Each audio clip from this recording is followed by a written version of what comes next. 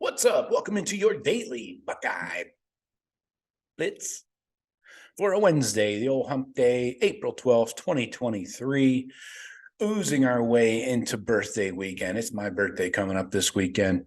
Don't ask how old I am. Yes, he's old. He's old. He's an old cocksucker. Anyway, we don't need to get into that right now. Just say I look young for my age. How's that sound? Ladies, any interest? No? No? Daily Blitz suckers? Anyway, all right, let's keep it clean here. It's an adult show. Hey, today we're talking spring developments. I've got some questions, 3 big questions leading into spring.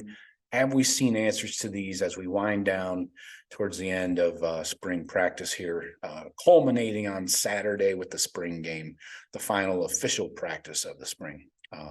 Had these questions, what have we learned in these questions that I'm about to pose? So let's kick it off here. D-line depth. Do we have it? Does it exist? Is it just a myth? Yeah, I was going to say something weird. Anyway, feeling froggy tonight.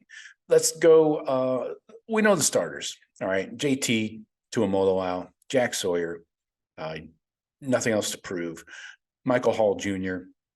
is still unblockable. Nothing else to prove for these guys. You could probably shut them down, give them the rest of the spring off, honestly. I want to know depth behind these 3 guys, okay, along the D-line. Kenyatta Jackson, he's been tearing it up. Caden Curry, these guys have been finding success at their edge rusher roles.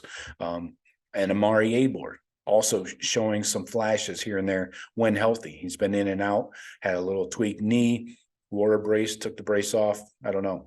So Kenyatta Jackson, though, drilling in on him. He had practices where he practiced with the first, second, and third team reps at D end. He had back-to-back sacks at one point during 11-on-11 drills. Holding him is the only way you're going to stop him. You're going to have to fucking assault the guy, and Columbus PD will be knocking on your door afterwards. Multiple ways to beat you, sometimes with power, sometimes with speed, sometimes both. He is really standing out when we talk depth along that D line. Now we know he's not going to leapfrog JT or Jack even.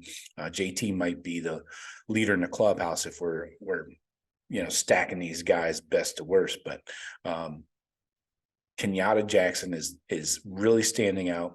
And when you think about him, along with Larry Johnson, teaching him how to use his hands, develop that hand fighting, kung fu fighting shit, scissor hands, all that stuff, chop, chop. And then developing counter moves off of his speed and power moves.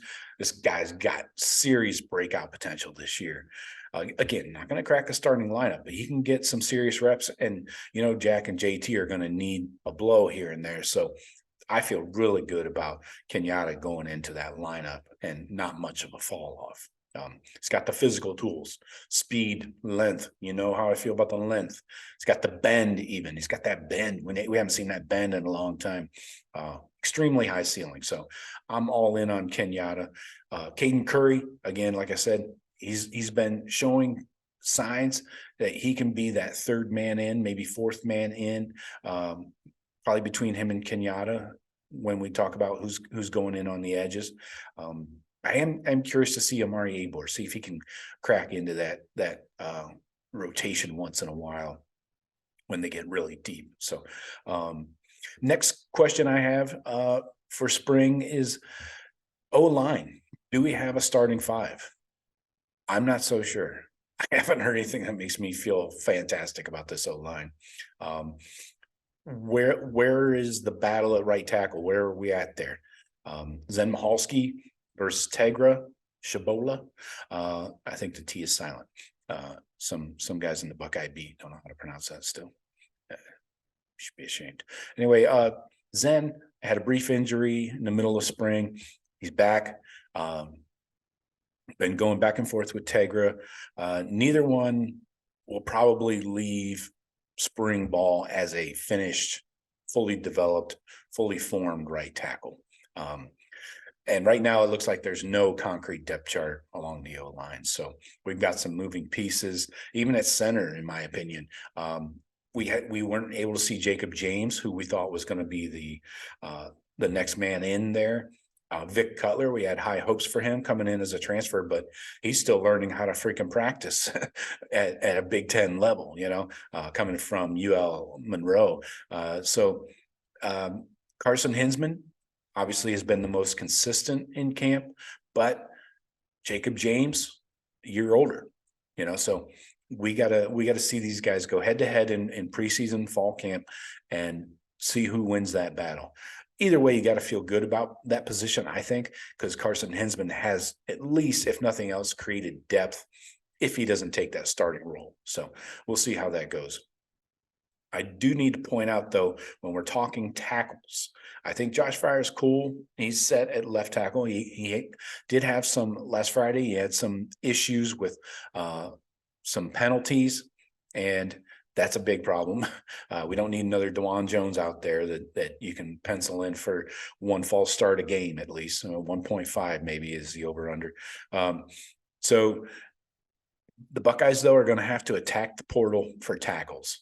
Maybe not a starter if we can figure out this Zen Mahalski versus Tiger Shabola issue, but we definitely need depth at tackle. We got a lot of dudes that are just, mummies, just dudes out there, jags, just guys. So they're going to attack the portal. They've already got their sights set on some guys that are in there, and I wouldn't be a bit surprised if they bring in at least one in the portal. So roster limits be damned. We'll figure it out. So that's what I got. O-line depth or O-line starters. Do we have it?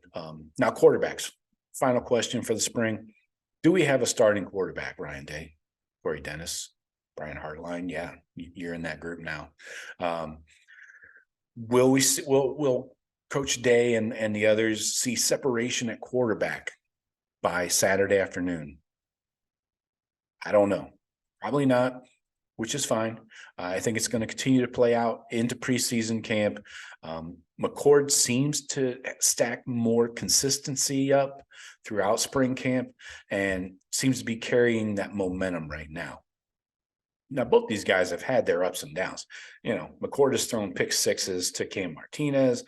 Devin Brown's been inaccurate at times, inconsistent at times, but we've also seen Devin Brown make some awesome throws, like rolling out to his left, turning his body completely back to the right and hitting a dude on the sideline for a first down. So these guys are both making plays, but they're both somewhat inconsistent. But the more consistent of the inconsistent is Kyle McCord right now. And Ryan Day said this on the quarterbacks last Friday. He said today was a step in the right direction. I like the way they competed today, took the classroom to the field. And again, if they're going to let us coach them hard like that, then they're going to get better faster. Seems like a key to getting developed quickly there. They also said there are times when evaluating Kyle and Devin, he sees them doing things that his previous QBs weren't doing at this stage of development. But then there are other times when he thinks they're a little behind. So maybe some things they're ahead, some things they're behind, So as of right now, I say McCord has a slight lead, not enough to name him a starter for sure. So this will play out into fall camp and let the chips fall where they may. If somebody feels the need to transfer, so be it. That sucks, but I think if it's Devin Brown, then if Devin Brown's the starter, McCord is definitely gone. But I think if Kyle McCord snatches this starting job, then I think Devin sticks around. I don't think he leaves, especially in the fall. That'd be kind of stupid. Anyways, that's all I got for you today. Let me know what you guys think. Hit me up in the comments. Comment, please. Subscribe, please. Let me know what you think. You got any other questions? I'll probably dig up some more questions after the spring game that we'll get into. Probably secondary, maybe receivers, stuff like that. So keep it locked in here. Appreciate you guys. Talk to you tomorrow. Go Bucks.